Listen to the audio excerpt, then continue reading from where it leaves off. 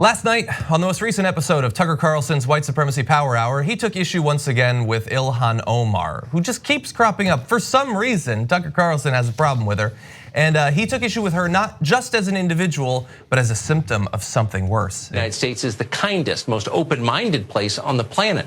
The US has done more for other people and received less in return than any nation in history by far. Ilhan Omar has an awful lot to be grateful for. But she isn't grateful, not at all. After everything America has done for Omar and for her family, she hates this country more than ever. In a recent piece in the Washington Post, the reporter put it this way, quote, "In Omar's version, America isn't the big-hearted country that saved her from a brutal war and a bleak refugee camp. It wasn't a meritocracy that helped her attend college or vaulted her into Congress. Instead, it was the country that had failed to live up to its founding ideals, a place that had disappointed her and so many immigrants, refugees, and minorities like her." Okay, so two things. One is it possible that the country could be wonderful to you and it could be a refuge for you, but you still want to make sure that it lives up to its standards and that it could have failings that you want to address because you actually care for the country rather than hating the country? Had that ever occurred to Tucker Carlson? No. If you ever criticize right-wing oppression of minorities in this country, that's it, you hate us. Who's us, by the way? That's my second point. You'll see in the second clip too, Tucker's always referring to us and we let them into the country. Now, does he mean Muslim Americans? Doesn't sound like it. Does he mean African Americans? Does he mean Latinos? The us always seems to be like us mighty white people. I mean, out of the decency of our heart, we let these people come into our country and they dare criticize us. First of all, Tucker, I got super bad news for you. It's not your country. It's all of our countries. We're all Americans. We're all 100% American. So that's a sad day for you. If you want a state that is purely white or purely Christian, well, you missed the boat, man. Yeah. There was one country in the middle of Europe that back in the 1930s, they had one race above all, and they were going to rule for 1,000 years. Too bad it didn't work out for you guys. I'm really fast taking issue with the "we" that he loves to throw around.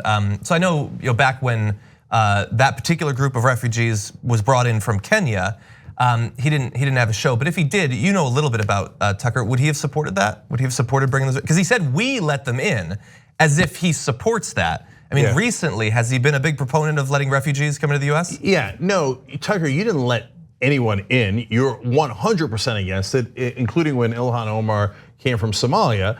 And you weren't like, oh, you know what? She's suffering in Somalia. Oh my God, we're going to open our arms to Muslims across the world because we're that caring. No, you're the guy who said don't. You're the guy who said don't. And now they're like, she has the temerity to challenge white rule in America. How dare she? Yeah. Look, let's go to the second clip because he's going to make it way clearer. Watch. Omar isn't disappointed in America. She's enraged by it. Virtually every public statement she makes accuses Americans of bigotry and racism. This is an immoral country, she says. She has undisguised contempt for the United States and for its people. That should worry you, and not just because Omar is now a sitting member of Congress. Ilhan Omar is living proof that the way we practice immigration has become dangerous to this country. A system designed to strengthen America is instead undermining it. Some of the very people we try hardest to help have come to hate us passionately. Maybe that's our fault for asking too little of our immigrants. We aren't self-confident enough to make them assimilate so they never feel fully American.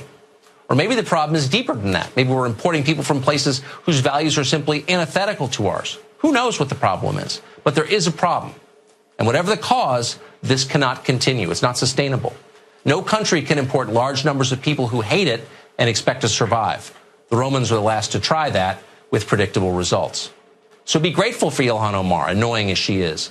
She's a living fire alarm, a warning to the rest of us that we better change our immigration system immediately or else. This talk is super dangerous, man. So we're talking about how someone is a danger to the country, a living fire alarm. He's not finishing the sentence, but the sentence is, the last part is super clear. Isn't anybody gonna do anything about it? He said, or else. Okay. Or else doesn't often mean, or else good things will happen. Or else is a threat to you, a threat to your life and to your family. And when he said she comes from places that maybe have antithetical values to us. Nah, well, you lost all subtlety, Tucker. If you think that's subtle, it is not. She's Muslim, and Muslims cannot be good Americans. Their values are antithetical to American values. Well, you know what we call that, and you can cry all day about it, but we call that racism and bigotry. And now when you say, oh, I can't believe they called me racist when I just said that Muslims are antithetical to America. What? I just hate all Muslims. Is that bigoted now? Yes, it is bigoted. And if you don't like that, go ahead and cry it on Fox News. I don't give a damn. But when he says maybe we were too kind, we should have forced them to assimilate and become fully American. What does that mean? What does that mean? What is fully American? Is it someone who eats tacos? Remember Tucker earlier said that tacos are not Mexican, they're American. Okay, great. So what, did Ilhan Omar not eat enough tacos or shawarma or falafel or bagel and lox or pizza or all the different things or frankfurters or hamburgers, all the different things that came to America from different countries? What is fully American? You know what he's saying, it's patently clear. He's saying fully American means we should have made them whiter. Because she's fully American, she's fully Muslim American.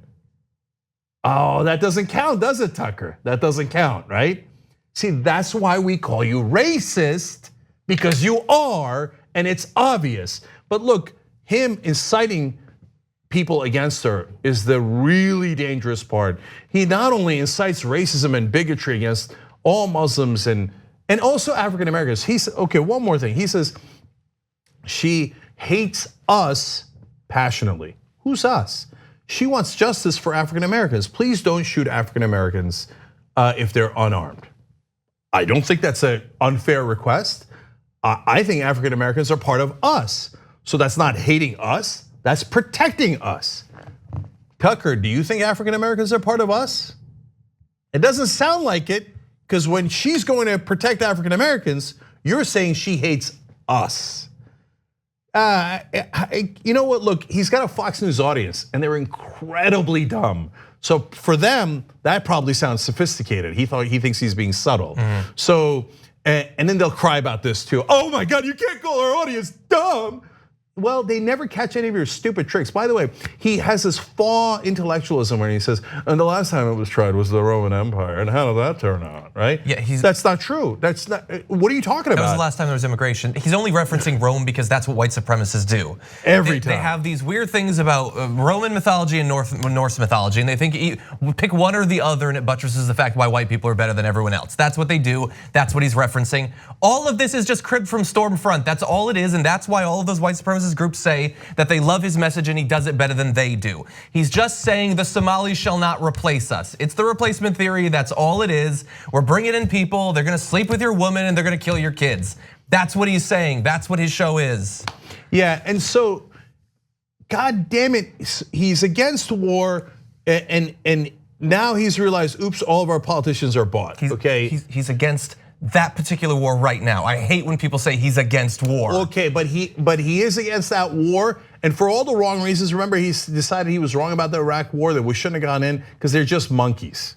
So I understand why he's doing it, but I don't care. But he makes it impossible to agree with him when he's such a blatant racist. And again, the guys who are always like, how dare you criticize us, but we are mighty and it is our country and we let you in, etc. The minute you point out the things that are obvious about what they're saying, they're like, he called me racist. Yeah, I'm done with it. You hate Muslims, it's super obvious. You're a total bigot. So I got no interest in that. I'm gonna get, Just super fast, and we should do a segment at some point. He's making the case, she's not American enough, and I'm the one who decides. Really, like you're talking about the American dream, you wanna talk about which of those two people, Tucker Carlson or Ilhan Omar, are more American? She came in with virtually no advantages whatsoever and worked her way up to the point where she is now an elected representative of the US government.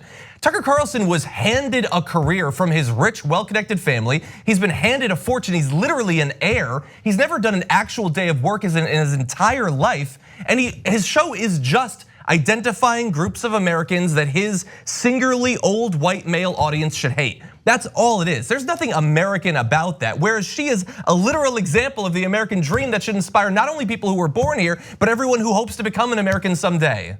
I'm gonna give Ilhan Omar the last word. She wrote in a tweet in response to this, not gonna lie, it's kind of fun watching a racist fool like this weeping about my presence in Congress. No lies will stamp out my love for this country or my resolve to make our union more perfect. They will just have to get used to calling me congresswoman. Damn. Thanks for watching this free clip of the Young Turks. Don't forget to become a TYT member today. For more exclusive content, join now at tyt.com/join.